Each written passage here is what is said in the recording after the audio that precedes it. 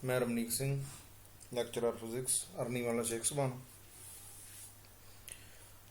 Last time ਬੇਟੇ ਜਿਹੜਾ ਆਪਾਂ ਆਰਟੀਕਲ ਕੀਤਾ ਸੀ ਉਹਦੇ ਵਿੱਚ ਆਪਾਂ ਸਪੈਸ਼ਲ ਟਰਮਸ ਆ ਜਿਹੜੀਆਂ ਉਹਨਾਂ ਬਾਰੇ ਡਿਸਕਸ ਕੀਤਾ ਸੀਗਾ, ਜਿਵੇਂ ਲਾਈਟ ਈਅਰ, ਠੀਕ ਹੈ ਜੀ, ਪੈਰਾਲੈਟਿਕ ਸੈਕਿੰਡ, ਐਸਟਰੋਨੋਮੀਕਲ ਯੂਨਿਟ, ਠੀਕ ਹੈ ਜੀ।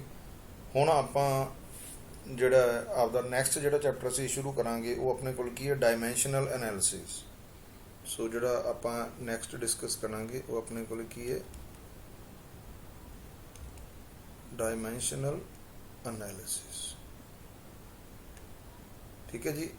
ਸਭ ਤੋਂ ਪਹਿਲਾਂ ਆਪਾਂ ਡਿਸਕਸ ਕਰਾਂਗੇ what are the dimensions of a physical quantity। ਮਤਲਬ ਡਾਇਮੈਂਸ਼ਨ ਦਾ ਮਤਲਬ ਕੀ ਹੈ, dimensions of a physical quantity। ਦੇਖੋ ਬੇਟੇ, ਫਿਜ਼ੀਕਲ ਕੁਆਂਟਿਟੀ ਬਾਰੇ ਸਾਨੂੰ ਪਤਾ ਹੈ। ਫਿਜ਼ੀਕਲ ਕੁਆਂਟਿਟੀ ਆਪਣੇ ਕੋਲ ਕੀ ਹੁੰਦੀ ਹੈ, ਉਹ ਵਾਲੀ ਕੁਆਂਟਿਟੀ ਜਿੰਦੀ ਟਰਮ ਦੇ ਵਿੱਚ ਲਾਜ਼ ਆਫ ਫਿਜ਼ਿਕਸ ਨੂੰ ਕੀ ਕੀਤਾ ਜਾ ਸਕੇ, ਐਕਸਪਲੇਨ ਕੀਤਾ ਜਾ ਸਕੇ। ਜਿਵੇਂ F = ma, ਠੀਕ ਹੈ, ਜਿਵੇਂ F = ma, ਤਾਂ ਇੱਥੇ ਮਾਸ, ਫੋਰਸ, ਐਕਸਲਰੇਸ਼ਨ, ਇਹ ਸਾਰੀਆਂ ਆਪਣੇ ਕੋਲ ਕੀ ਫਿਜ਼ੀਕਲ ਕੁਆਂਟੀਜ਼। ਹੁਣ ਉਹਦੀਆਂ ਡਾਇਮੈਂਸ਼ਨਸ ਕੀ ਹੋਣਗੀਆਂ, ਠੀਕ ਹੈ ਜੀ। ਉਹਨੂੰ ਅਸੀਂ ਡਿਸਕਸ ਕਰਨ ਦੇ ਲਈ ਸਭ ਤੋਂ ਪਹਿਲਾਂ ਸਾਨੂੰ ਕੀ ਪਤਾ ਹੋਣਾ ਚਾਹੀਦਾ ਹੈ, ਡਾਇਮੈਂਸ਼ਨਸ ਆਫ ਏ ਫਿਜ਼ੀਕਲ ਕੁਆਂਟਿਟੀ ਦਾ ਮਤਲਬ ਕੀ ਹੁੰਦਾ ਹੈ। ਦੇਖੋ ਬੇਟੇ, ਅਸੀਂ ਫੰਡਾਮੈਂਟਲ ਜਿਹੜੀਆਂ ਕੁਆਂਟੀਟੀਜ਼ ਫਿਜ਼ੀਕਲ ਹੈ, ਮਾਸ, ਲੈਂਥ ਤੇ ਟਾਈਮ ਦੀ ਫਾਰਮ ਦੇ ਵਿੱਚ ਜੇਕਰ ਕਿਸੇ ਫਿਜ਼ੀਕਲ ਕੁਆਂਟਿਟੀ ਨੂੰ ਰਿਪਰੈਜ਼ੈਂਟ ਕਰਨਾ ਹੋਵੇ ਤਾਂ ਉਹਦੀ ਡਿਪੈਂਡੈਂਸ ਨੂੰ ਸ਼ੋ ਕਰਨ ਦੇ ਲਈ ਵੀ ਐਮ ਤੇ ਕਿੰਨਾ ਡਿਪੈਂਡ ਕਰਦੀ ਹੈ, ਐਲ ਤੇ ਕਿੰਨਾ ਡਿਪੈਂਡ ਕਰਦੀ ਹੈ, ਤੇ ਟੀ ਤੇ ਕਿੰਨਾ ਡਿਪੈਂਡ ਕਰਦੀ ਹੈ। ਇਹਦੀਆਂ ਕੁਝ ਪਾਵਰਸ ਹੈ ਜਿਹੜੀਆਂ ਸਾਨੂੰ ਰੇਜ਼ ਕਰਨੀਆਂ ਪੈਂਦੀਆਂ, ਜਿਵੇਂ ਫੋਰ ਐਗਜ਼ਾਮਪਲ ਐਮ ਦੀ ਪਾਵਰ ਏ, ਐਲ ਦੀ ਪਾਵਰ ਬੀ ਤੇ ਟੀ ਦੀ power C. So these A, B and C are called dimensions, ਠੀਕ ਹੈ ਜੀ। ਇਹ ਪੁਆਇੰਟ ਕਲੀਅਰ ਹੋ ਗਿਆ ਕਿ ਨਹੀਂ ਹੋ ਗਿਆ। ਡਾਇਮੈਂਸ਼ਨਸ ਆਫ ਏ ਫਿਜ਼ੀਕਲ ਕੁਆਂਟਿਟੀ ਕੀ ਹੈ, these are the powers of the mass, length and time which we have to raise to get the required physical quantity, ठीक है जी। so dimensions अपने कोले की है, ਆਪਾਂ ਕਹਿ ਸਕਦੇ ਹਾਂ these are the powers of mass, length and time which we raise to get the required physical quantity, to get the required physical quantity। कहने का मतलब रिक्वायर्ड फिजिकल क्वांटिटी ਨੂੰ ਐਕਵਾਇਰ ਕਰਨ ਦੇ ਲਈ, ਉੱਥੋਂ ਤੱਕ ਪਹੁੰਚਣ ਦੇ ਲਈ ਮਾਸ, ਲੈਂਥ ਤੇ ਟਾਈਮ ਦੀਆਂ ਜਿਹੜੀਆਂ ਪਾਵਰਸ ਆ ਜਿਹੜੀਆਂ ਅਸੀਂ ਰੇਜ਼ ਕਰਦੇ ਹਾਂ ਉਹਨੂੰ ਅਸੀਂ ਕੀ ਕਹਿੰਦੇ ਆ, ਡਾਇਮੈਂਸ਼ਨਸ। ਜਿਵੇਂ ਫੋਰ ਐਗਜ਼ਾਮਪਲ ਆਪਾਂ ਐਗਜ਼ਾਮਪਲ ਲੈ ਲਈਏ, ਮੰਨ ਲਓ ਏਰੀਆ। ਏਰੀਆ ਕੀ ਹੁੰਦਾ, ਆਪਾਂ ਨੂੰ ਪਤਾ ਲੰਬਾਈ ਗੁਣਾ ਚੌੜਾਈ ਹੁੰਦਾ। ਹੁਣ ਇੱਕ ਚੌੜਾਈ ਵੀ ਕੀ ਹੈ, ਬ੍ਰੈਡਥ ਵੀ ਕੀ ਹੈ, ਇਹ ਵੀ ਲੈਂਥ ਹੀ ਹੈ, L × L। ਇਹਦਾ ਮਤਲਬ ਏਰੀਆ ਕਿਸ ਚੀਜ਼ ਤੇ ਡਿਪੈਂਡ ਕਰਦਾ, L the power 2। It means ਜੇ ਅਸੀਂ ਇਨ terms of mass, length end time ਲਿਖੇ ਤਾਂ m ਦੀ ਪਾਵਰ 0, l ਦੀ ਪਾਵਰ 2 ਤੇ t ਦੀ ਪਾਵਰ 0, ਠੀਕ ਹੈ ਜੀ। ਇੱਥੇ ਇਹ ਗੱਲ ਯਾਦ ਰੱਖੋ, ਜੇ ਕੋਈ ਵੀ ਫਿਜ਼ੀਕਲ ਕੁਆਂਟਿਟੀ ਹੈ ਜੇਕਰ ਉਹਦੀ ਪਾਵਰ 0 ਰੇਜ਼ ਕੀਤੀ ਜਾਂਦੀ ਹੈ ਤਾਂ ਉਹਦਾ ਮਤਲਬ 1 ਹੁੰਦਾ। ਇਹਦਾ ਮਤਲਬ t ਦੀ ਪਾਵਰ ਇੱਥੇ 0 ਦਾ ਮਤਲਬ 1 ਹੈ। ਕਹਿਣ ਦਾ ਮਤਲਬ ਜੇ ਅਸੀਂ ਦੇਖੀਏ ਵੀ ਜਿਹੜਾ ਏਰੀਆ ਹੈ ਉਹਦੀਆਂ ਡਾਇਮੈਂਸ਼ਨਸ ਕੀ ਹੈ ਸਾਡੇ ਕੋਲੇ, m0, l2 ਤੇ t0। कहना मतलब डायमेंशनस की हो गई 0 to 0 कादियाँ एरिए दी, ठीक है जी। सो दोबारा फिर सुनो, what are the dimensions of a physical quantities, ये आप कहांगे these are the powers of a physical quantity which we raise to get the required physical quantity, ठीक है जी। उन्होंने असीं की कहने डायमेंशनस। ये पॉइंट क्लीयर हो गया कि नहीं हो गया जी, ठीक है जी। ਨੈਕਸਟ ਅਸੀਂ ਡਿਸਕਸ ਕਰਦੇ ਹਾਂ ਡਾਇਮੈਂਸ਼ਨਲ ਫਾਰਮੂਲਾ। डायमेंशनल फार्मूला, ठीक है जी। डायमेंशनल फार्मूला, डायमेंशनल फार्मूला या डायमेंशन ਦੇ ਵਿੱਚ ਥੋੜਾ ਜਿਹਾ ਹੀ ਫਰਕ ਹੈ ਬੇਟੇ। ਇਹਦੇ ਵਿੱਚ ਆਪਾਂ ਕੀ ਕਰਦੇ ਹਾਂ, ਜਦੋਂ ਜਿਹੜਾ ਵੀ ਕਿਸੇ ਬੋਡੀ ਦੀਆਂ ਡਾਇਮੈਂਸ਼ਨਸ ਅਸੀਂ ਮਾਸ ਲੈਂਥ ਤੇ ਟਾਈਮ ਦੀ ਫਾਰਮ ਦੇ ਵਿੱਚ ਅਸੀਂ ਜਦੋਂ ਗੈਟ ਕਰ ਲਈਆਂ, ਜਦੋਂ ਉਹਨੂੰ ਸਕੁਅਰ ਬ੍ਰੈਕਟ ਦੀ ਫਾਰਮ ਦੇ ਵਿੱਚ ਲਿਖ ਦਿੱਤਾ ਜਾਂਦਾ, ਜੇ ਮੰਨ ਲਓ ਉੱਪਰ ਆਪਾਂ ਏਰੀਏ ਦੀ ਹੀ ਗੱਲ ਕਰੀਏ M0 L2 T0, ਠੀਕ ਹੈ ਜੀ। ਜਦੋਂ ਆਪਾਂ ਇਹਨੂੰ ਸਕੁਅਰ ਬ੍ਰੈਕਟ ਦੇ ਵਿੱਚ ਲਿਖ ਦਿੰਨੇ ਆ ਤਾਂ ਇਹਨੂੰ ਆਪਾਂ ਕੀ ਕਹਿ ਦਿੰਨੇ ਆ, dimensional formula. Dimensional formula. So what is dimensional formula? Dimensional formula is the formula of the physical quantity in terms of the mass, length and time, ठीक है जी, in terms of the mass, length and time, ठीक है जी। when it is written in a square bracket it is called the dimensional formula। so dimensional formula अपने कोले की है, ये की represent करता है, represent the dimensions of a physical quantity, of a physical quantity, ठीक है जी, in square bracket form, in square bracket form। ਹੁਣ what is the benefit ਇਹਦਾ ਆਪਣੇ ਕੋਲੇ ਕੀ ਹੈ, benefit ਆਪਣੇ ਕੋਲੇ ਕੀ ਹੈ, what is the benefit of the dimensional formula। ਦੇਖੋ ਬੇਟੇ ਰਲਦੀਆਂ ਮਿਲਦੀਆਂ ਜਿਹੀਆਂ ਟਰਮਸ ਜੀ। ਡਾਇਮੈਂਸ਼ਨਲ ਫਾਰਮੂਲਾ ਆਪਣੇ ਕੋਲ ਕੀ ਦੱਸਦਾ ਹੈ, gives us the dependence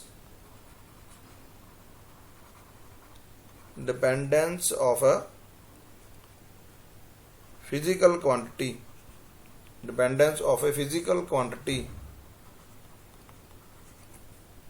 on mass, length and time। that is how a physical quantity depends upon, ਕਹਿੰਦਾ ਮਤਲਬ ਉਹ ਫਿਜ਼ੀਕਲ ਕੁਆਂਟਿਟੀ ਹੈ ਜਿਹੜਾ ਉਹਦਾ ਮਾਸ, ਲੈਂਥ ਤੇ ਟਾਈਮ ਦੀ ਫਾਰਮ ਦੇ ਵਿੱਚ ਡਿਪੈਂਡੈਂਸ ਕੀ ਹੈ, ਕਿਸ ਤਰ੍ਹਾਂ ਦੀ ਉਹ ਫਿਜ਼ੀਕਲ ਕੁਆਂਟਿਟੀ ਹੈ, ਮਾਸ ਤੇ ਕਿੰਨਾ ਡਿਪੈਂਡ ਕਰਦੀ ਹੈ, ਲੈਂਥ ਤੇ ਕਿੰਨਾ ਡਿਪੈਂਡ ਕਰਦੀ ਹੈ ਤੇ ਟਾਈਮ ਦੇ ਉੱਪਰ ਕਿੰਨਾ ਡਿਪੈਂਡ ਕਰਦੀ ਹੈ, ਠੀਕ ਹੈ ਜੀ। ਇਹ ਆਪਣੇ ਕੋਲ ਕੀ ਹੋ ਗਿਆ, ਠੀਕ ਹੈ, ਇਹਦਾ ਆਪਣੇ ਕੋਲੇ ਬੈਨੀਫਿਟ ਹੋ ਗਿਆ ਜਿਹੜਾ ਆਪਣੇ ਕੋਲ ਡਾਇਮੈਂਸ਼ਨਲ ਫਾਰਮੂਲੇ ਦਾ। ਡਾਇਮੈਂਸ਼ਨਲ ਫਾਰਮੂਲਾ ਇਹਦਾ ਮਤਲਬ ਬੇਸਿਕਲੀ ਸਾਡੇ ਕੋਲ ਕੀ ਹੈਗਾ, ਡਾਇਮੈਂਸ਼ਨਸ ਵਾਲੀ ਹੀ ਗੱਲ ਹੈ, ਮਾਸ, ਲੈਂਥ ਤੇ ਟਾਈਮ ਦੀ ਫਾਰਮ ਦੇ ਵਿੱਚ ਪਾਵਰਸ ਲਿਖੀਆਂ, ਬਸ ਉਹਨੂੰ ਸਕੁਅਰ ਬ੍ਰੈਕਟ ਦੀ ਫਾਰਮ 'ਚ ਲਿਖਤਾ। ਇਹ ਆਪਣੇ ਕੋਲ ਕਲੀਅਰ ਹੋ ਗਿਆ ਕਿ ਨਹੀਂ ਹੋ ਗਿਆ, what are the benefits of the dimensional formula, ਠੀਕ ਹੈ ਜੀ। ਅੱਗੇ ਜਾ ਕੇ ਇਹਦੀਆਂ ਐਪਲੀਕੇਸ਼ਨਸ ਆਪਾਂ ਕਰਦੇ ਹਾਂ। ਇਹ ਰਲਦੀਆਂ ਮਿਲਦੀਆਂ ਜੀਆਂ ਹੀ ਟਰਮਸ ਆਪਣੇ ਕੋਲ ਹੈਗੀਆਂ। ਨੈਕਸਟ ਸੇਮ ਆਪਣੇ ਕੋਲ ਜਿਹੜੀ ਟਰਮ ਹੈ ਉਹ ਆਪਾਂ ਕਰਦੇ ਹਾਂ ਡਾਇਮੈਂਸ਼ਨਲ ਇਕੁਏਸ਼ਨ। Dimensional equation. ਹੁਣ ਬੇਟੇ ਦੇਖੋ ਆਪਾਂ ਨੂੰ ਇੱਕ ਗੱਲ ਪਤਾ ਹੈ, ਇਕੁਏਸ਼ਨ ਦਾ ਮਤਲਬ ਕੀ ਹੁੰਦਾ, van something is equated to, ਠੀਕ ਹੈ ਜੀ। ਦੋ ਫਿਜ਼ੀਕਲ ਕੁਆਂਟੀਟੀਜ਼ ਹੈ, ਉਹਨਾਂ ਦੇ ਵਿਚਕਾਰ ਜੇ ਇਕੁਅਲ ਟੂ ਦਾ ਸਾਈਨ ਆਪਣੇ ਕੋਲ ਆ ਜਾਂਦਾ, ਠੀਕ ਹੈ, ਜਾਂ ਕੋਈ ਵੀ ਜਿਹੜੀ ਆਪਣੇ ਕੋਲ ਫਾਰਮ ਹੈ ਜਿਹਦੇ ਵਿੱਚ ਇਕੁਅਲ ਟੂ ਦਾ ਸਾਈਨ ਹੁੰਦਾ, ਉਹਨੂੰ ਅਸੀਂ ਇਕੁਏਸ਼ਨ ਕਹਿੰਦੇ। ਹੁਣ ਡਾਇਮੈਂਸ਼ਨਲ ਇਕੁਏਸ਼ਨ ਇਹਦਾ ਮਤਲਬ ਕੀ ਹੈ, ਇੱਕ ਸਾਈਡ ਤੇ ਅਸੀਂ ਲਿਖ ਦਈਏ ਫਿਜ਼ੀਕਲ ਕੁਆਂਟਿਟੀ, ਇੱਕ ਸਾਈਡ ਤੇ ਅਸੀਂ ਕੀ ਲਿਖ ਦਈਏ, ਫਿਜ਼ੀਕਲ ਕੁਆਂਟਿਟੀ, ਇਕੁਅਲ ਟੂ ਦਾ ਸਾਈਨ ਪਾ ਕੇ ਇਧਰਲੀ ਸਾਈਡ ਤੇ ਉਹਦਾ ਲਿਖ ਦਈਏ ਆਪਾਂ ਡਾਇਮੈਂਸ਼ਨਲ ਫਾਰਮੂਲਾ। ਕੀ ਲਿਖ ਦਈਏ, ਡਾਇਮੈਂਸ਼ਨਲ ਫਾਰਮੂਲਾ। ਤਾਂ ਇਹ ਸਾਰੀ ਆਪਣੇ ਕੋਲ ਕੀ ਬਣ ਗਈ, ਇਹ ਬਣ ਗਈ ਡਾਇਮੈਂਸ਼ਨਲ ਇਕੁਏਸ਼ਨ। ਕੀ ਬਣ ਗਈ ਆਪਣੇ ਕੋਲੇ, ਡਾਇਮੈਂਸ਼ਨਲ ਇਕੁਏਸ਼ਨ। ਜਿਵੇਂ for example area equal to ਦਾ ਸਾਈਨ ਪਾ ਕੇ ਸਕੁਅਰ ਬ੍ਰੈਕਟ 'ਚ ਉਹਦਾ ਫਾਰਮੂਲਾ ਲਿਖਿਆ M0 L2 T0। ਇਸ ਸਾਰੀ ਟਰਮ ਨੂੰ ਆਪਾਂ ਕੀ ਕਵਾਂਗੇ, ਇਹਨੂੰ ਅਸੀਂ ਕਵਾਂਗੇ ਡਾਇਮੈਂਸ਼ਨਲ ਇਕੁਏਸ਼ਨ, ਠੀਕ ਹੈ ਜੀ। ਇਹਦਾ ਮਤਲਬ ਏਰੀਆ ਆਪਣੇ ਕੋਲ ਕੀ ਫਿਜ਼ੀਕਲ ਕੁਆਂਟਿਟੀ, ਇਧਰਲੀ ਸਾਈਡ ਤੇ ਸਕੁਅਰ ਬ੍ਰੈਕਟ 'ਚ ਕੀ ਉਸ ਫਿਜ਼ੀਕਲ ਕੁਆਂਟਿਟੀ ਦਾ ਫਾਰਮੂਲਾ, ਠੀਕ ਹੈ ਜੀ। ਵਿਚਾਲੇ ਆਪਣੇ ਕੋਲ ਕੀ ਹੈ, ਇਕੁਅਲ ਟੂ ਦਾ ਸਾਈਨ। ਸੋ ਇੱਥੋਂ ਡੈਫੀਨੇਸ਼ਨ ਬਣਾਉਣੀ ਹੈ, ਆਪਾਂ ਕੀ ਕਵਾਂਗੇ, when a physical quantity is equated to the dimensional formula of it then it is called dimensional equation, ਠੀਕ ਹੈ ਜੀ। ਸੋ ਆਪਾਂ ਕਿਹਾ when a physical quantity is equated to its dimensional formula, its dimensional formula, then it is called dimensional equation, then it is called dimensional equation। ठीक है जी, ये point अपने को क्लियर हो गया कि नहीं हो गया? So physical quantity is equated to its dimensional formula, we will get the dimensional equation. In general जे असी इस चीज़ को लिखना हो भी मान लो कोई फिजिकल क्वांटिटी अपने को की है एक्स है, तो एक्स अपने को कहते बराबर आ जाऊगा डायमेंशनल फार्मूला मान लो m दी पावर a, l दी पावर b, t दी power c। This whole arrangement is called dimensional equation. उम्मीद करते हैं तुहानू ये पॉइंट है जोड़ा क्लीयर हो गया होगा। ठीक है जी, डायमेंशनल इक्वेशन। इस तो बाद आपां की करनी है applications of the dimensional equation, applications of the या uses of the dimensional equation. Uses of dimensional equation most important article जोड़ा इस चैप्टर का बेटे अपने को यही है भी इनके अपने को यूजेस की है। फर्स्ट की है to check the correctness of a given formula, to check the correctness of a given formula. आपां कोई फार्मूला दिता होगा, आपां चैक करना भी वो फार्मूला अपने को ठीक है कि गलत है। ठीक है जी, to check the correctness of a given formula, ये पहली एप्लीकेशन होगी। सैकेंड एप्लीकेशन देखो अपने को की है conversion of the one system of unit to another, conversion of one system of unit to other, to other system of unit. ठीक है जी, एक सिस्टम ऑफ यूनिट तो दूजे सिस्टम ऑफ यूनिट दे विच कन्वर्ट करना। फॉर एग्जांपल जिवें मान लो CGS टू MKS या SI सिस्टम, क्योंकि SI is the extended form of the MKS। ठीक है जी, ये पॉइंट क्लीयर होया कि नहीं होया? सैकेंड एप्लीकेशन दे आपां की करांगे, एक सिस्टम तो दूसरे सिस्टम दे विच यूनिट्स नूं कन्वर्ट करया करांगे।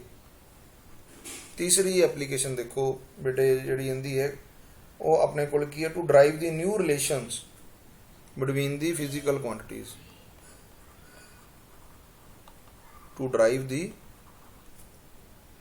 New relations between physical quantities. ठीक है जी, कोई भी फिजिकल क्वांटिटीज अपने कोल दित्तियां होणगियां,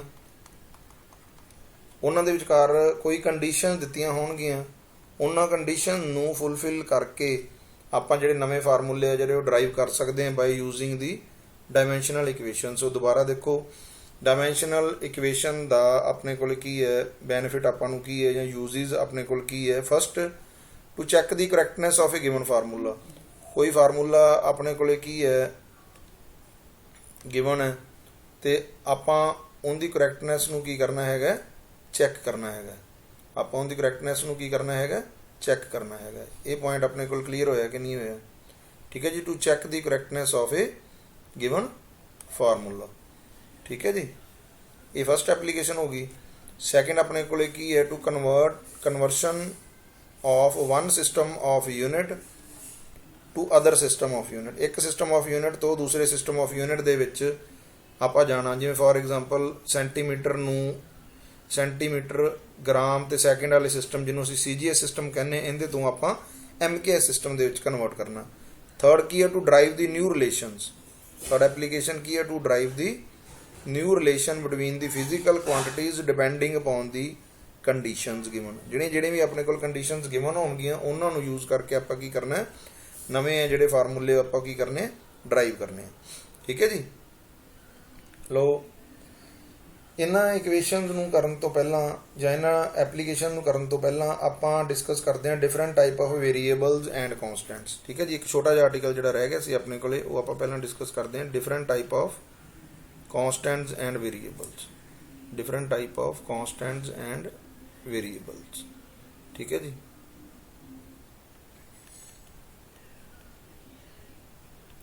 different type of constants and variables। ਲੋ ਬੇਟੇ, ਇਹ ਚੀਜ਼ ਡਿਸਕਸ ਕਰਨ ਤੋਂ ਪਹਿਲਾਂ first of all we should have the knowledge of what is a constant। constant ਆਪਣੇ ਕੋਲ ਕੀ ਹੁੰਦਾ ਜੀ? constant ਆਪਣੇ ਕੋਲ ਕੀ ਹੈ? ਕੋਈ ਵੀ ਵੈਲਿਊ ਹੈ ਜਿਹੜੀ ਸਮੇਂ ਦੇ ਨਾਲ ਆਪਣੇ ਕੋਲ ਚੇਂਜ ਨਹੀਂ ਕਰਦੀ। ਠੀਕ ਹੈ ਜੀ, ਸੋ ਆਪਾਂ ਕਹਿ ਸਕਦੇ ਹਾਂ what are constants, these are the numbers। ਠੀਕ ਹੈ ਜੀ, which do not change with time, the physical quantity which do not change with time, ਉਹਨੂੰ ਵੀ ਅਸੀਂ constant ਕਹਿ ਦਿੰਦੇ ਹਾਂ। ਠੀਕ ਹੈ ਜੀ, ਇਹਦਾ ਮਤਲਬ constant ਦਾ ਮਤਲਬ ਕੀ ਹੈ? that do not changes with time। ਠੀਕ ਹੈ ਜੀ, ਜਿਹੜੀ ਚੀਜ਼ ਸਮੇਂ ਦੇ ਨਾਲ ਨਾ ਬਦਲੇ ਉਹਨੂੰ ਆਪਾਂ ਕੀ ਕਹਿੰਦੇ ਆ? ਉਹਨੂੰ ਆਪਾਂ ਕਹਿੰਦੇ ਕਨਸਟੈਂਟ। ਤੇ ਵੇਰੀਏਬਲ ਕੀ ਹੈ? ਐਜ਼ ਕਲੀਅਰ ਫਰੋਮ ਇਟਸ ਨੇਮ। ਠੀਕ ਹੈ ਜੀ, ਵੇਰੀਏਬਲ ਕੀ ਹੈ? ਉਹ ਵਾਲੀ ਫਿਜ਼ੀਕਲ ਕੁਆਂਟੀਟੀ ਜਿਹੜੀ ਸਮੇਂ ਦੇ ਨਾਲ ਆਪਣੇ ਕੋਲ ਕੀ ਕਰ ਜਾਂਦੀ ਹੈ? ਚੇਂਜ ਕਰ ਜਾਂਦੀ ਹੈ। that changes with time, that changes with time। ਠੀਕ ਹੈ ਜੀ, ਇਹਦਾ ਮਤਲਬ ਵੇਰੀਏਬਲ ਆਪਣੇ ਕੋਲ ਕੁਆਂਟੀਟੀ ਕਿਹੜੀ ਹੈ? ਜਿਹੜੀ ਸਮੇਂ ਦੇ ਨਾਲ ਆਪਣੇ ਕੋਲ ਕੀ ਕਰ ਜਾਂਦੀ ਹੈ? ਚੇਂਜ ਕਰ ਜਾਂਦੀ ਹੈ, ਉਹਨੂੰ ਅਸੀਂ ਕੀ ਕਹਿੰਦੇ ਆ? ਵੇਰੀਏਬਲ। ਠੀਕ ਹੈ ਜੀ, ਕਨਸਟੈਂਟ ਕਿਹੜੀ ਟਰਮਸ ਹੈ? ਜਿਹੜੀਆਂ ਸਮੇਂ ਦੇ ਨਾਲ ਨਹੀਂ ਬਦਲਦੀਆਂ। ਠੀਕ ਹੈ ਜੀ, ਦੋ ਟਰਮ ਆਪਾਂ ਇੱਥੇ ਹੋਰ ਯੂਜ਼ ਕਰਾਂਗੇ। ਇੱਕ ਹੈਗੀ ਹੈ ਡਾਇਮੈਂਸ਼ਨਲ, ਡਾਇਮੈਂਸ਼ਨ ਜਾਂ ਡਾਇਮੈਂਸ਼ਨਲ ਕਹਿਣ ਦਾ ਮਤਲਬ ਜਿੰਦੀ ਮਾਸ, ਲੈਂਥ ਤੇ ਟਾਈਮ ਦੀ ਫਾਰਮ 'ਚ ਕੋਈ ਨਾ ਕੋਈ ਵੈਲਿਊ ਹੋਵੇ, ਉਸ ਫਿਜ਼ੀਕਲ ਕੁਆਂਟੀਟੀ ਨੂੰ ਆਪਾਂ ਕੀ ਕਵਾਂਗੇ? ਵੀ ਇਹਦੇ ਡਾਇਮੈਂਸ਼ਨ ਫਿਜ਼ੀਕਲ ਕੁਆਂਟੀਟੀ ਦੇ ਹੈਗੇ ਆ। ਜਿਵੇਂ ਮੰਨ ਲਓ ਆਪਾਂ ਏਰੀਏ ਦੀ ਗੱਲ ਕੀਤੀ ਸੀ, ਤਾਂ ਏਰੀਆ L2 ਤੇ ਜਿਹੜਾ ਡਿਪੈਂਡ ਕਰਦਾ ਸੀ, ਇਟ ਮੀਨਸ ਇਹਦੇ ਡਾਇਮੈਂਸ਼ਨਸ ਕੀ ਹੈ? ਇਹ ਲੈਂਥ ਤੇ ਡਿਪੈਂਡ ਕਰਦਾ ਹੈ, ਡਾਇਮੈਂਸ਼ਨ ਹੈਗੇ ਆ। ਸੋ ਡਾਇਮੈਂਸ਼ਨਲ ਫਿਜ਼ੀਕਲ ਕੁਆਂਟੀਟੀ ਮੀਨਸ ਇੱਥੇ ਐਡ ਕਰ ਸਕਦੇ ਹਾਂ ਡਾਇਮੈਂਸ਼ਨਲ ਫਿਜ਼ੀਕਲ ਕੁਆਂਟੀਟੀ। ਸੋ ਡਾਇਮੈਂਸ਼ਨਲ ਫਿਜ਼ੀਕਲ ਕੁਆਂਟੀਟੀ ਕੀ ਹੈ? ਹੈਵਿੰਗ ਡਾਇਮੈਂਸ਼ਨਸ, ਹੈਵਿੰਗ ਡਾਇਮੈਂਸ਼ਨਸ ਕਹਿਣ ਦਾ ਮਤਲਬ ਉਸ ਫਿਜ਼ੀਕਲ ਕੁਆਂਟੀਟੀ ਦਾ ਮਾਸ, ਲੈਂਥ ਤੇ ਟਾਈਮ ਦੇ ਉੱਪਰ ਕੋਈ ਨਾ ਕੋਈ ਡਿਪੈਂਡੈਂਸ ਹੈਗਾ ਤੇ ਇਹਨਾਂ ਦੀ ਵੈਲਿਊ 0 ਨਹੀਂ ਹੈਗੀ। ਠੀਕ ਹੈ ਜੀ, ਨੈਕਸਟ ਆਪਾਂ ਦੇਖਦੇ ਹਾਂ ਡਾਇਮੈਂਸ਼ਨਲੈਸ। ਠੀਕ ਹੈ ਜੀ, physical quantity, dimensionless physical quantity, dimensionless physical quantity. Dimensionless physical quantity ਕਿਹੜੀ ਹੋਊਗੀ? As clear from its name, the physical quantity, the physical quantity having no dimensions, having no dimensions ਕਹਿਣ ਦਾ ਮਤਲਬ ਉਹਦੇ ਵਿੱਚ m ਦੀ ਵੈਲਿਊ ਵੀ 0 ਹੈ, l ਦੀ ਵੀ 0 ਹੈ ਤੇ t ਦੀ value ਵੀ 0 ਹੈ। ਇਸ ਤਰ੍ਹਾਂ ਦੀ ਫਿਜ਼ੀਕਲ ਕੁਆਂਟੀਟੀ ਨੂੰ ਅਸੀਂ ਕੀ ਕਹਿੰਦੇ ਹਾਂ? ਡਾਇਮੈਂਸ਼ਨਲੈਸ ਫਿਜ਼ੀਕਲ ਕੁਆਂਟੀਟੀਜ਼। ਕਲੀਅਰ ਹੋ ਗਿਆ ਹੋਣਾ ਜੀ? ਠੀਕ ਹੈ ਜੀ, ਸੋ ਡਿਪੈਂਡਿੰਗ ਅਪੋਨ ਥੀਸ ਟਰਮਸ ਆਪਣੇ ਕੋਲੇ 4 ਟਰਮਸ ਹੋ ਗਈਆਂ। ਅਸੀਂ ਡਿਪੈਂਡਿੰਗ ਅਪੋਨ ਥੀਸ 4 ਟਰਮਸ ਆਪਾਂ ਕੀ ਕਰਨੀ ਹੈ? ਡਿਫਰੈਂਟ ਟਾਈਪ ਆਫ ਜਿਹੜੀ ਫਿਜ਼ੀਕਲ ਕੁਆਂਟੀਟੀਜ਼ ਹੈ ਉਹਨਾਂ ਬਾਰੇ ਡਿਸਕਸ ਕਰਨਾ ਹੈ। ਦੇਖੋ ਆਪਣੇ ਕੋਲੇ ਕੀ ਹੈ? ਇੱਕ ਤਾਂ ਟਰਮ ਆਪਾਂ ਡਿਸਕਸ ਕੀਤੀ ਹੈ ਕਨਸਟੈਂਟ, ਆਪਾਂ ਨੇ ਇਸ ਤਰ੍ਹਾਂ ਨਾਲ ਲਿਖ ਲਈਏ ਕਨਸਟੈਂਟ। ਇੱਕ ਟਰਮ ਆਪਾਂ ਕੀ ਡਿਸਕਸ ਕੀਤੀ ਹੈ? ਵੇਰੀਏਬਲ। ਕਨਸਟੈਂਟ ਕੀ ਹੈ? ਜਿਹੜੀ ਸਮੇਂ ਦੇ ਨਾਲ ਨਾ ਬਦਲੇ। ਵੇਰੀਏਬਲ ਕੀ ਹੈ? ਜਿਹੜੀ ਸਮੇਂ ਦੇ ਨਾਲ ਬਦਲ ਜੇ। ਠੀਕ ਹੈ ਜੀ, ਦੋ ਟਰਮ ਆਪਾਂ ਹੋਰ ਯੂਜ਼ ਕੀਤੀਆਂ, ਕਿਹੜੀਆਂ ਕਿਹੜੀਆਂ? ਡਾਇਮੈਂਸ਼ਨਲ, ਇੱਕ ਆਪਾਂ ਕਿਹੜੀ ਡਿਸਕਸ ਕੀਤੀ ਹੈ? ਨॉन ਡਾਇਮੈਂਸ਼ਨਲ। ਜਾਂ ਇਹਦੀ ਥਾਂ ਤੇ ਆਪਾਂ ਨॉन ਡਾਇਮੈਂਸ਼ਨਲ ਦੀ ਥਾਂ ਤੇ ਕੀ ਲਿਖਿਆ ਸੀਗਾ? ਡਾਇਮੈਂਸ਼ਨਲੈਸ। ਠੀਕ ਹੈ ਜੀ। ਇਹਨਾਂ ਦੇ ਅਸੀਂ ਜੇ ਰਿਲੇਸ਼ਨ ਬਣਾਈਏ ਤਾਂ ਪਹਿਲੀ ਤਰ੍ਹਾਂ ਦੀ ਫਿਜ਼ੀਕਲ ਕੁਆਂਟੀਟੀ ਜਿਹਦੇ ਬਾਰੇ ਅਸੀਂ ਡਿਸਕਸ ਕਰ ਸਕਦੇ ਹਾਂ ਉਹਨੂੰ ਆਪਾਂ ਕਹਿ ਸਕਦੇ ਹਾਂ ਡਾਇਮੈਂਸ਼ਨਲ ਕਾਂਸਟੈਂਟ। ਠੀਕ ਹੈ ਜੀ। ਸੈਕਿੰਡ ਟਾਈਮ ਆਪਾਂ ਕਹਿ ਸਕਦੇ ਹਾਂ dimensional and variable physical quantity. ਠੀਕ ਹੈ ਜੀ। ਜਾਂ ਡਾਇਮੈਂਸ਼ਨਲ ਵੇਰੀਏਬਲ ਫਿਜ਼ੀਕਲ ਕੁਆਂਟੀਟੀ। ਇੱਕ ਆਪਾਂ ਕੀ ਕਹਿ ਸਕਦੇ ਹਾਂ ਡਾਇਮੈਂਸ਼ਨਲੈਸ ਵੇਰੀਏਬਲ, ਜਾਂ ਆਪਾਂ ਕੀ ਕਹਿ ਸਕਦੇ ਹਾਂ ਡਾਇਮੈਂਸ਼ਨਲੈਸ ਕਾਂਸਟੈਂਟ। ਪੁਆਇੰਟ ਕਲੀਅਰ ਹੋਇਆ ਕਿ ਨਹੀਂ ਹੋਇਆ? ਇਹਦਾ ਮਤਲਬ ਆਪਣੇ ਕੋਲ ਡਿਫਰੈਂਟ ਟਾਈਪ ਆਫ ਦੇ ਜਿਹੜੇ ਵੇਰੀਏਬਲਸ ਐਂਡ ਕਾਂਸਟੈਂਟ ਆ ਉਹ ਚਾਰ ਤਰ੍ਹਾਂ ਦੇ ਹੈ ਆਪਣੇ ਕੋਲੇ। ਡਿਫਰੈਂਟ ਟਾਈਪ ਆਫ ਦੇ ਜਿਹੜੇ ਵੇਰੀਏਬਲਸ ਜਿਹੜੇ ਆਪਣੇ ਕੋਲ ਹੈਗੇ ਆ। ਠੀਕ ਹੈ ਜੀ। ਉਹ ਕਿਹੜੇ ਕਿਹੜੇ ਹੈ? ਫਸਟ ਆਪਾਂ ਇੱਥੋਂ ਦੇਖੀਏ dimensional variable. Dimensional variable. Dimensional ਦਾ ਮਤਲਬ ਆਪਾਂ ਕੀ ਡਿਸਕਸ ਕੀਤਾ ਸੀ? ਜਿੰਦੇ ਡਾਇਮੈਂਸ਼ਨਸ ਹੋਣ। ਵੇਰੀਏਬਲ ਦਾ ਮਤਲਬ ਆਪਾਂ ਕੀ ਡਿਸਕਸ ਕੀਤਾ ਸੀਗਾ? ਜਿੰਦੀ ਵੈਲਿਊ ਵੇਰੀ ਕਰੇ। ਇਹਦਾ ਮਤਲਬ ਵਟ ਆਰ ਡਾਇਮੈਂਸ਼ਨਲ ਵੇਰੀਏਬਲਸ। ਠੀਕ ਹੈ ਜੀ। ਆਪਾਂ ਕਹਿ ਸਕਦੇ ਹਾਂ these are the physical quantities, these are the physical quantities having dimensions,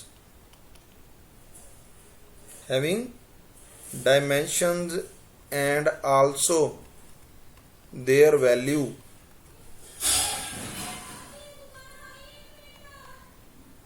is variable। ਠੀਕ ਹੈ ਜੀ। ਇਹਦਾ ਮਤਲਬ ਡਾਇਮੈਂਸ਼ਨਲ ਵੇਰੀਏਬਲ ਕਿਹੜੀਆਂ ਕੁਆਂਟੀਟੀਜ਼ ਆ? ਉਹ ਵਾਲੀਆਂ ਕੁਆਂਟੀਟੀਜ਼ ਜਿਨ੍ਹਾਂ ਦੇ ਡਾਇਮੈਂਸ਼ਨਸ ਵੀ ਹੋਣ ਤੇ ਜਿਨ੍ਹਾਂ ਦੀ ਵੈਲਿਊ ਕੀ ਹੋਵੇ ਵੇਰੀ ਵੀ ਹੋ ਸਕੇ। ਠੀਕ ਹੈ ਜੀ। ਜਿਵੇਂ ਆਪਾਂ ਐਗਜ਼ਾਮਪਲ ਲੈ ਕੇ ਚੱਲ ਰਹੇ ਹਾਂ, ਜਿਵੇਂ ਮੰਨ ਲਓ ਆਪਾਂ ਏਰੀਏ ਦੀ ਐਗਜ਼ਾਮਪਲ ਲਈ ਸੀ, ਤਾਂ ਏਰੀਏ ਦਾ ਡਾਇਮੈਂਸ਼ਨ ਕੀ ਸੀਗਾ? L2 M0 L0 L2 T0। ਇਹਦਾ ਮਤਲਬ ਵਟ ਇਜ਼ ਏਰੀਆ? ਏਰੀਆ ਉਹ ਵਾਲੀ ਫਿਜ਼ੀਕਲ ਕੁਆਂਟੀਟੀ ਹੈ ਜਿਹਦੇ ਡਾਇਮੈਂਸ਼ਨਸ ਹੈਗੇ ਹੈ। ਠੀਕ ਹੈ ਜੀ। ਤੇ ਏਰੀਏ ਦੀ ਵੈਲਿਊ ਹੈ ਜਿਹੜੀ ਸਾਰੀ ਦੁਨੀਆ ਦੇ ਵਿੱਚ ਇੱਕ ਫਿਕਸ ਤਾਂ ਨਹੀਂ ਹੋਗੀ। ਡਿਫਰੈਂਟ ਏਰੀਏ ਦੀ ਡਿਫਰੈਂਟ ਵੈਲਿਊਜ਼ ਹੈ। ਠੀਕ ਹੈ ਜੀ। ਜਿਵੇਂ ਮੰਨ ਲਓ ਲੰਬਾਈ ਗੁਣਾ ਚੌੜਾਈ ਕਰਕੇ ਕਦੇ 10 ਸੈਂਟੀਮੀਟਰ ਸਕੁਏਅਰ ਆ ਗਿਆ, ਜਾਂ 10 ਮੀਟਰ ਸਕੁਏਅਰ ਆ ਗਿਆ, ਜਾਂ 50 ਮੀਟਰ ਸਕੁਏਅਰ ਆ ਗਿਆ, ਜਾਂ ਸੈਂਟੀਮੀਟਰ ਸਕੁਏਅਰ ਆ ਗਿਆ। ਇਹਦਾ ਮਤਲਬ ਡਿਫਰੈਂਟ ਫਿਜ਼ੀਕਲ ਕੁਆਂਟੀਟੀਜ਼ ਦੀਆਂ ਡਿਫਰੈਂਟ ਵੈਲਿਊਜ਼ ਹੈ। ਠੀਕ ਹੈ ਜੀ। ਇਹ ਪੁਆਇੰਟ ਕਲੀਅਰ ਹੋਇਆ ਕਿ ਨਹੀਂ ਹੋਇਆ? ਇਸ ਤਰ੍ਹਾਂ ਦੀਆਂ ਫਿਜ਼ੀਕਲ ਕੁਆਂਟੀਟੀਜ਼ ਨੂੰ ਅਸੀਂ ਕੀ ਕਹਿੰਦੇ ਹਾਂ? Dimensional variable. ਠੀਕ ਹੈ। ਆਪਾਂ ਸੈਕਿੰਡ ਟਰਮ ਡਿਸਕਸ ਕਰੀਏ ਡਾਇਮੈਂਸ਼ਨਲੈਸ ਵੇਰੀਏਬਲ। ਡਾਇਮੈਂਸ਼ਨਲੈਸ ਵੇਰੀਏਬਲ ਇਹਦਾ ਮਤਲਬ ਉਹ ਵਾਲੀਆਂ ਫਿਜ਼ੀਕਲ ਕੁਆਂਟੀਟੀਜ਼ ਜਿਨ੍ਹਾਂ ਦੇ ਕੋਈ ਡਾਇਮੈਂਸ਼ਨਸ ਤਾਂ ਨਾ ਹੋਣ। ਉਹ ਵਾਲੀਆਂ ਫਿਜ਼ੀਕਲ ਕੁਆਂਟੀਟੀਜ਼ ਜਿਨ੍ਹਾਂ ਦੇ ਕੋਈ ਡਾਇਮੈਂਸ਼ਨ ਤਾਂ ਨਾ ਹੋਣ ਪਰ ਉਹਨਾਂ ਦੀ ਵੈਲਿਊ ਵੇਰੀਏਬਲ ਹੋਵੇ। ਠੀਕ ਹੈ ਜੀ। ਦੀ physical quantities having no dimensions, but their value is variable,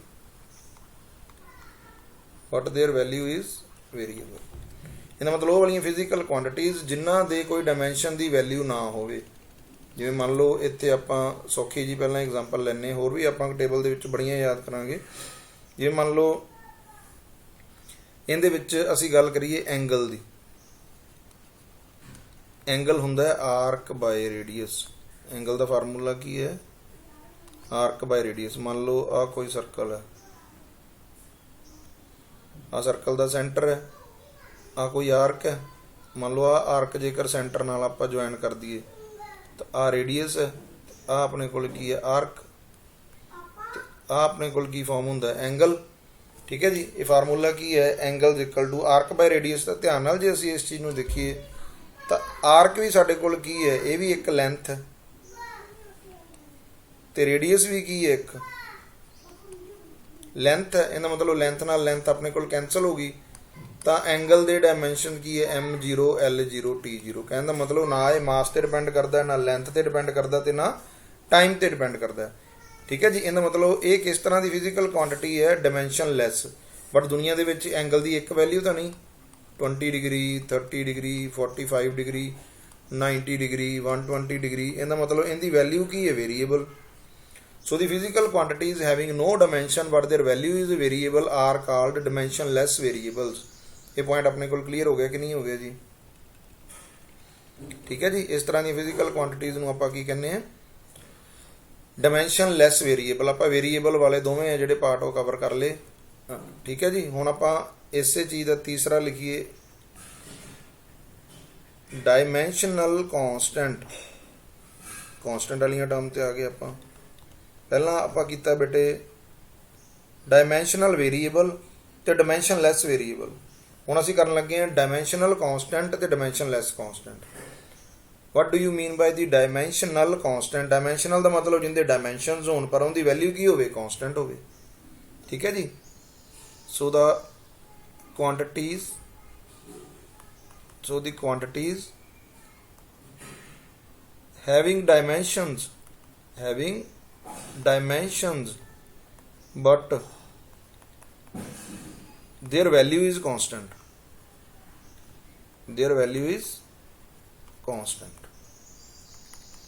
ਉਹ ਵਾਲੀਆਂ ਫਿਜ਼ੀਕਲ ਕੁਆਂਟੀਟੀਜ਼ ਜਿਨ੍ਹਾਂ ਦੀ ਕੋਈ ਨਾ ਕੋਈ ਵੈਲਿਊ ਤਾਂ ਹੋਵੇ। ਠੀਕ ਹੈ ਜੀ। ਪਰ ਉਹਨਾਂ ਦੀ ਜਿਹੜੀ ਵੈਲਿਊ ਹੈ ਉਹ ਕਾਂਸਟੈਂਟ ਹੋਵੇ ਪਰ ਡਾਈਮੈਂਸ਼ਨ ਦੀ ਕੋਈ ਨਾ ਕੋਈ ਵੈਲਿਊ ਜਿਹੜੀ ਸਾਡੇ ਕੋਲ ਹੋਵੇ। ਕਹਿਣ ਦਾ ਮਤਲਬ ਡਾਈਮੈਂਸ਼ਨ ਲੈਸ ਨਾ ਹੋਣ। ਜਿਵੇਂ ਆਪਾਂ ਚਲੋ ਇੱਕ ਸੌਖੀ ਜਿਹੀ ਐਗਜ਼ਾਮਪਲ ਚੱਕਦੇ ਹਾਂ ਜਿਹੜੀ ਸਾਨੂੰ ਪਤਾ ਹੈ, Newton's law of gravitation. Formula ਕੀ ਹੁੰਦਾ ਬੇਟੇ? Gm1m2/r²। Newton's law of gravitation ਕੀ ਕਹਿੰਦਾ ਵੀ ਜੇਕਰ ਦੋ ਮਾਸ ਹੈ, ਇੱਕ m1 ਹੈ ਇੱਕ m2 ਹੈ, ਇਹ r ਦੂਰੀ ਦੇ ਉੱਪਰ ਆਪਣੇ ਕੋਲ ਪਏ ਹੋਏ ਹੈ, ਤਾਂ ਇੱਕ ਦੂਸਰੇ ਨੂੰ ਕੀ ਕਰਨਗੇ? F ਫੋਰਸ ਨਾਲ ਕੀ ਕਰਨਗੇ? ਅਟਰੈਕਟ ਕਰਨਗੇ। ਤੇ ਉਹ ਫੋਰਸ ਕੀ ਹੋਊਗੀ? F Gm1m2/r²। ਠੀਕ ਹੈ ਜੀ। ਜਿਹੜਾ ਇਹ G ਹੈ ਇਹ ਸਾਡੇ ਕੋਲ ਕੀ ਹੈ? ਇਹਦਾ ਨਾਂ ਕੀ ਹੈ ਬੇਟੇ ਆਪਣੇ ਕੋਲ? Universal gravitational constant.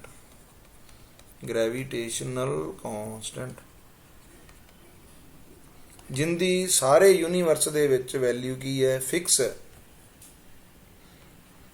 ਜਿੱਥੇ ਮਰਜ਼ੀ ਚਲੇ ਜਾਓ। 6.67 × 10⁻11। ਠੀਕ ਹੈ ਜੀ। 6.67 × 10⁻11 newton metre square per kilogram square. Newton metre square per kilogram square. ਠੀਕ ਹੈ ਜੀ। ਇਹ ਆਪਾਂ ਹੁਣੇ ਦੇਖ ਲੈਂਦੇ ਵੀ ਆਹ ਯੂਨਿਟ ਕਿੱਥੋਂ ਆ ਜਾਂਦਾ। ਲਓ ਹੁਣ ਆਪਾਂ ਆਹ ਪੁਆਇੰਟ ਕਲੀਅਰ ਹੋ ਗਿਆ ਕਿ ਨਹੀਂ ਹੋ ਗਿਆ?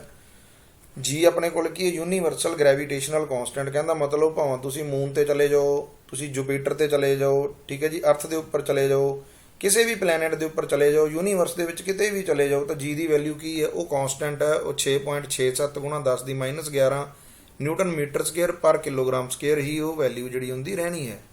ਹੁਣ ਆਪਾਂ ਇਹ ਚੀਜ਼ ਕਲੈਰੀਫਾਈ ਕਰੀਏ ਕਿ ਇਹਦੇ ਡਾਇਮੈਂਸ਼ਨ ਹੈਗੇ ਕਿ ਨਹੀਂ।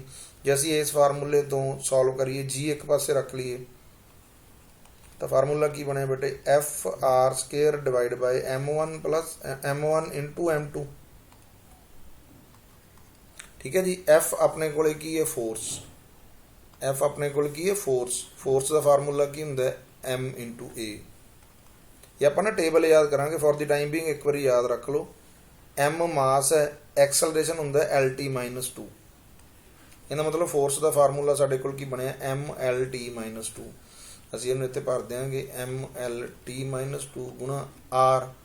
r ਆਪਣੇ ਕੋਲ ਕੀ ਹੈ? ਲੈਂਥ ਹੀ ਹੈ ਇੱਕ। ਲੈਂਥ ਕੀ ਹੁੰਦੀ? ਲੰਬਾਈ ਦੇ ਵਿੱਚ 2 ਵਾਰੀ ਹੈ ਤਾਂ L² ਆ ਗਿਆ।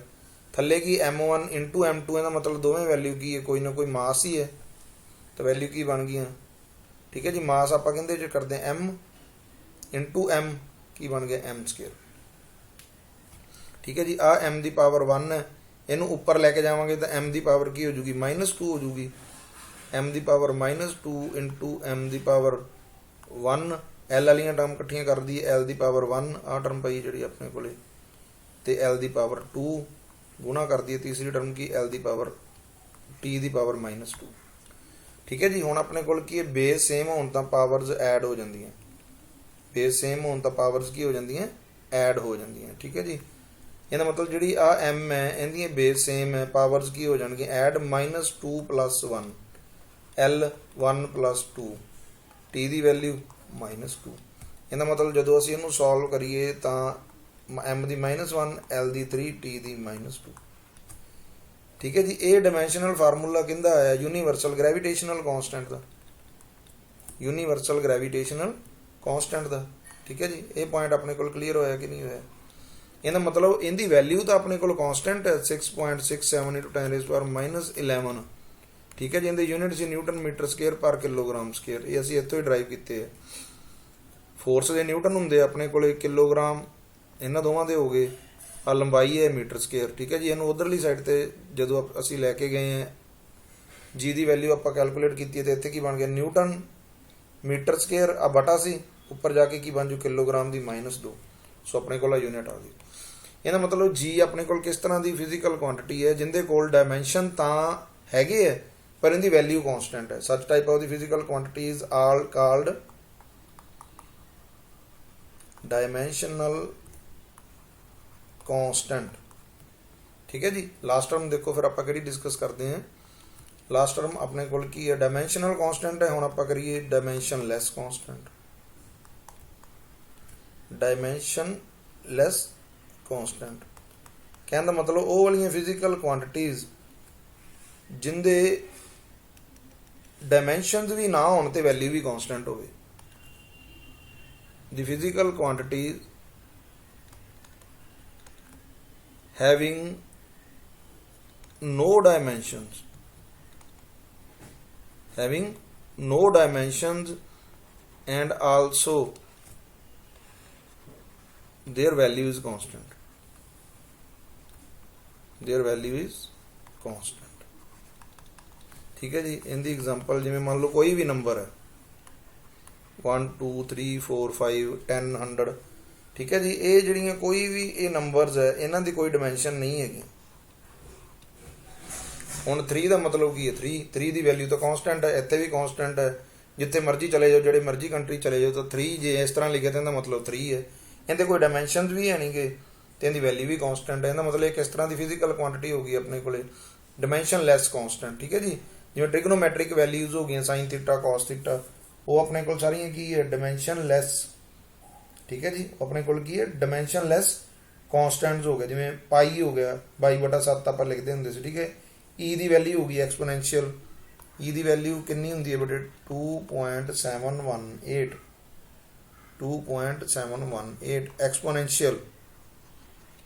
ਪਾਈ ਦੀ ਵੈਲਿਊ ਕੀ ਹੁੰਦੀ ਹੈ? 22/7 3.141। ਇਹ ਸਾਰੀਆਂ ਇਸ ਤਰ੍ਹਾਂ ਦੀਆਂ ਫਿਜ਼ੀਕਲ ਕੁਆਂਟੀਟੀਜ਼ ਜਿਨ੍ਹਾਂ ਦੀਆਂ ਆਪਣੇ ਕੋਲ ਕੀ ਹੈ? ਕੋਈ ਨੰਬਰਸ ਹੈ, ਕੋਈ ਟ੍ਰਿਗਨੋਮੈਟ੍ਰਿਕ ਫੰਕਸ਼ਨਸ ਹੈ, ਜਿਵੇਂ ਕੋਈ ਕਾਂਸਟੈਂਟ ਹੈ ਪਾਈ ਹੈ। ਇਹਨਾਂ ਸਾਰਿਆਂ ਦੇ ਵਿੱਚ ਆਪਣੇ ਕੋਲ ਕੀ ਹੈ ਵੀ ਇਹਨਾਂ ਦੇ ਨਾ ਤਾਂ ਕੋਈ ਡਾਇਮੈਂਸ਼ਨ ਹੈਗੇ ਤੇ ਨਾ ਹੀ ਕੋਈ ਵੈਲਿਊ ਹੈਗੀ ਹੈ। ਠੀਕ ਹੈ ਜੀ। ਇਹ ਪੁਆਇੰਟ ਕਲੀਅਰ ਹੋ ਗਿਆ ਕਿ ਨਹੀਂ ਹੋ ਗਿਆ ਜੀ? ਸੋ ਉਮੀਦ ਕਰਦਾ ਹਾਂ ਕਿ ਤੁਹਾਨੂੰ ਇਹ ਜਿਹੜੇ ਪੁਆਇੰਟਸ ਉਹ ਕਲੀਅਰ ਹੋ ਗਏ ਹੋਣਗੇ। ਸੋ ਆਪਾਂ ਜੇ 1 ਮਿੰਟ ਦੇ ਵਿੱਚ ਜਿਹੜਾ ਲਾਸਟ ਤੇ ਆਪਾਂ ਜਾ ਕੇ ਇਹਨੂੰ ਰਿਵਾਈਜ਼ ਕਰੀਏ ਜਿਹੜਾ ਅੱਜ ਅਸੀਂ ਕੀਤਾ। ਅੱਜ ਅਸੀਂ ਸਭ ਤੋਂ ਪਹਿਲਾਂ ਕੀਤਾ ਸੀ ਡਾਇਮੈਂਸ਼ਨਸ ਦਾ ਮਤਲਬ ਕੀ ਹੈ। ਤਾਂ ਜਿਹੜੀਆਂ A B ਤੇ C ਜਿਹੜੀਆਂ ਆ ਉੱਪਰ ਟਰਮਸ ਹੈਗੀਆਂ ਇਹਨਾਂ ਨੂੰ ਅਸੀਂ ਕਹਿੰਦੇ ਡਾਇਮੈਂਸ਼ਨਸ ਆਫ ਏ ਫਿਜ਼ੀਕਲ ਕੁਆਂਟੀਟੀਜ਼। ਕੋਈ ਰਿਕੁਆਇਰਡ ਫਿਜ਼ੀਕਲ ਕੁਆਂਟੀਟੀ ਬਣਾਉਣ ਦੇ ਲਈ ਮਾਸ ਲੈਂਥ ਤੇ ਟਾਈਮ ਦੀਆਂ ਜਿਹੜੀਆਂ ਪਾਵਰਸ ਰੇਜ਼ ਕਰਨੀਆਂ ਪੈਂਦੀਆਂ ਉਹਨੂੰ ਅਸੀਂ ਕੀ ਕਹਿੰਦੇ ਆ? ਡਾਇਮੈਂਸ਼ਨਸ ਆਫ ਦੈਟ ਫਿਜ਼ੀਕਲ ਕੁਆਂਟੀਟੀ। ਫਿਰ ਅਸੀਂ ਕੀਤਾ ਸੀ ਡਾਇਮੈਂਸ਼ਨਲ ਫਾਰਮੂਲਾ। ਡਾਇਮੈਂਸ਼ਨਲ ਫਾਰਮੂਲਾ ਕੀ ਸੀ? ਇਸੇ ਨੂੰ ਜਦੋਂ ਅਸੀਂ ਸਕੁਅਰ ਬ੍ਰੈਕਟ 'ਚ ਲਿਖ ਦਿੰਦੇ ਸੀ ਤਾਂ ਇਹਦਾ ਮਤਲਬ ਡਾਇਮੈਂਸ਼ਨਸ ਆਫ ਏ ਫਿਜ਼ੀਕਲ ਕੁਆਂਟੀਟੀ। ਠੀਕ ਹੈ ਜੀ। Raise to the power m l and t when written in a square bracket will form the dimensional formula of that physical quantity। ਠੀਕ ਹੈ ਜੀ। ਕਿਸੇ ਫਿਜ਼ੀਕਲ ਕੁਆਂਟੀਟੀ ਦਾ ਜਿਹੜਾ ਡਾਇਮੈਂਸ਼ਨਸ ਹੈ m l ਤੇ t ਦੀ ਫਾਰਮ 'ਚ ਉਹਨਾਂ ਨੂੰ ਕਰਕੇ ਜਦੋਂ ਸਕੁਅਰ ਬ੍ਰੈਕਟ 'ਚ ਲਿਖਿਆ ਜਾਂਦਾ ਤਾਂ ਉਹਨੂੰ ਕਹਿੰਦੇ ਡਾਇਮੈਂਸ਼ਨਲ ਫਾਰਮੂਲਾ। ਠੀਕ ਹੈ ਜੀ। ਥਰਡ ਅਸੀਂ ਕੀਤਾ ਸੀ ਡਾਇਮੈਂਸ਼ਨਲ ਇਕੁਏਸ਼ਨ। ਇਕੁਏਸ਼ਨ ਦਾ ਮਤਲਬ ਕੀ ਸੀ? ਜਦੋਂ ਅਸੀਂ ਡਾਇਮੈਂਸ਼ਨਲ ਫਾਰਮੂਲੇ ਨੂੰ ਉਸ ਫਿਜ਼ੀਕਲ ਕੁਆਂਟੀਟੀ ਦੇ ਬਰਾਬਰ ਕਰ ਦਈਏ ਤਾਂ ਇਹ ਸਾਰੀ ਸਾਡੇ ਕੋਲ ਕੀ ਬਣ ਗਈ ਸੀ? Dimensional equation. ਇਹ ਆਪਣੇ ਕੋਲ ਕੀ ਬਣ ਗਿਆ ਸੀ? Dimensional equation. ਜਿਵੇਂ ਆਪਾਂ ਐਗਜ਼ਾਮਪਲ ਲਈ ਸੀ ਵੀ x m raised to the power a l raised to power b t raised to power c। ਤਾਂ ਆ ਸਾਰੇ ਟਰਮ ਸਾਡੇ ਕੋਲ ਕੀ ਹੈ? ਇਹ ਡਾਇਮੈਂਸ਼ਨਲ ਇਕੁਏਸ਼ਨ ਹੈ। ਠੀਕ ਹੈ ਜੀ। ਉਸ ਤੋਂ ਬਾਅਦ ਅਸੀਂ ਕੁਝ ਟਰਮ ਕੀਤੀਆਂ ਸੀਗੀਆਂ ਇਹਦੀਆਂ ਐਪਲੀਕੇਸ਼ਨ ਚਲੋ ਆਪਾਂ ਕੱਲ ਡਿਸਕਸ ਕਰਾਂਗੇ, ਫਿਰ ਲੈਕਚਰ ਬਹੁਤ ਜ਼ਿਆਦਾ ਲੰਬਾ ਹੋ ਜਾਏਗਾ। ਠੀਕ ਹੈ ਜੀ, ਨਾਲੇ ਤੁਹਾਨੂੰ ਸਮਝ ਵੀ ਨਹੀਂ ਆਏਗਾ। ਇੱਕ ਟੌਪਿਕ ਕਰਨ ਤੋਂ ਬਾਅਦ ਆਪਾਂ ਇਹ ਕਰਾਂਗੇ। ਉਸ ਤੋਂ ਬਾਅਦ ਅਸੀਂ ਕੀਤਾ ਸੀਗਾ ਡਾਇਮੈਂਸ਼ਨਲ ਕਾਂਸਟੈਂਟ, ਡਾਇਮੈਂਸ਼ਨਲੈਸ ਕਾਂਸਟੈਂਟ, ਠੀਕ ਹੈ ਜੀ, ਡਾਇਮੈਂਸ਼ਨਲ ਵੇਰੀਏਬਲ ਤੇ ਡਾਇਮੈਂਸ਼ਨਲੈਸ ਵੇਰੀਏਬਲ। ਕਲੀਅਰ ਹੈ ਨਾਂ ਤੋਂ? ਵੇਰੀਏਬਲ ਦਾ ਮਤਲਬ ਜਿੰਦੀ ਵੈਲਿਊ ਚੇਂਜ ਕਰੇ, ਡਾਇਮੈਂਸ਼ਨਲੈਸ ਦਾ ਮਤਲਬ ਜਿੰਦੇ ਡਾਇਮੈਂਸ਼ਨ ਨਾ ਹੋਣ, ਡਾਇਮੈਂਸ਼ਨ ਦਾ ਮਤਲਬ ਜਿੰਦੇ ਡਾਇਮੈਂਸ਼ਨ ਹੋਣ, ਕਾਂਸਟੈਂਟ ਦਾ ਮਤਲਬ ਜਿਹੜਾ ਟਾਈਮ ਦੇ ਨਾਲ ਚੇਂਜ ਨਾ ਕਰੇ, ਡਾਇਮੈਂਸ਼ਨਲ ਕਾਂਸਟੈਂਟ ਜਿੰਦੇ ਡਾਇਮੈਂਸ਼ਨ ਤਾਂ ਹੋਣ ਪਰ ਵੈਲਿਊ ਕਾਂਸਟੈਂਟ ਹੋਵੇ, ਡਾਇਮੈਂਸ਼ਨਲੈਸ ਠੀਕ ਹੈ ਜੀ ਜਿੰਦੀ ਆਪਣੇ ਕੋਲ ਕੀ ਹੈ ਡਾਇਮੈਂਸ਼ਨ ਤਾਂ ਨਾ ਹੋਣ ਪਰ ਉਹਦੀ ਵੈਲਿਊ ਵੀ ਕਾਂਸਟੈਂਟ ਹੋਵੇ। ਜਿਵੇਂ ਆਪਾਂ ਗੱਲ ਕੀਤੀ ਸੀ ਕੋਈ ਵੀ ਨੰਬਰ ਹੈ ਪਿਓਰ, ਜਿਵੇਂ ਆਪਾਂ ਐਗਜ਼ਾਮਪਲ ਕੀਤੀ ਸੀ। ਠੀਕ ਹੈ ਜੀ। ਸੋ ਬੇਟੇ ਤੁਹਾਡਾ ਜਿਹੜਾ ਹੋਮਵਰਕ ਹੈ ਆਪਣੀ ਬੁੱਕ ਦੇ ਵਿੱਚ ਕੀ ਹੈ, ਆਪਣੇ ਕੋਲੇ ਕੀ ਹੈ, ਕੁਝ ਫਿਜ਼ੀਕਲ ਕੁਆਂਟੀਟੀਜ਼ ਤੇ ਉਹਨਾਂ ਦੇ ਡਾਇਮੈਂਸ਼ਨਸ ਹੈ, ਜਿਹੜੇ ਡਾਇਮੈਂਸ਼ਨਲ ਫਾਰਮੂਲੇ ਦਿੱਤੇ ਗਏ। ਜੇ ਮੰਨ ਲਓ ਬੁੱਕ ਨਹੀਂ ਹੈਗੀ ਤਾਂ ਤੁਸੀਂ ਗੂਗਲ ਦੇ ਉੱਪਰ ਸਰਚ ਮਾਰ ਸਕਦੇ ਹੋ, ਜਿਵੇਂ area, volume, density, specific gravity. ਠੀਕ ਹੈ ਜੀ। ਇਸ ਤਰ੍ਹਾਂ ਦੀਆਂ ਆਪਣੇ ਕੋਲ ਕੀ ਹੈ physical quantities and there dimension ਦੇ ਨਾਂ ਤੇ ਤੁਸੀਂ ਸਰਚ ਮਾਰ ਕੇ ਇੱਕ ਟੇਬਲ ਦਿੱਤਾ ਹੋਇਆ। ਟੇਬਲ ਦੇ ਵਿੱਚ 20-50 ਵੈਲਿਊਜ਼ ਆ ਜਿਹੜੀਆਂ ਆਪਣੇ ਕੋਲ ਦਿੱਤੀਆਂ, ਉਹ ਆਪਾਂ ਵੈਲਿਊਜ਼ ਯਾਦ ਕਰਨੀਆਂ। ਜੇ ਉਹ ਵੈਲਿਊਜ਼ ਯਾਦ ਹੋਣਗੀਆਂ ਤਾਂ ਹੀ ਅਸੀਂ ਐਪਲੀਕੇਸ਼ਨ ਨੇ ਜਿਹੜੀਆਂ ਉਹ ਡਾਇਮੈਂਸ਼ਨ ਦੀਆਂ, ਡਾਇਮੈਂਸ਼ਨਲ ਇਕੁਏਸ਼ਨ ਦੀਆਂ ਕਰ ਸਕਾਂਗੇ। ਉਮੀਦ ਕਰਦਾ ਹਾਂ ਕਿ ਜਿਹੜਾ ਅੱਜ ਦਾ ਲੈਕਚਰ ਹੈ ਉਹ ਤੁਹਾਨੂੰ ਪਸੰਦ ਆਇਆ ਹੋਊਗਾ, ਤੁਹਾਨੂੰ ਸਮਝ ਆਇਆ ਹੋਊਗਾ। ਠੀਕ ਹੈ ਜੀ।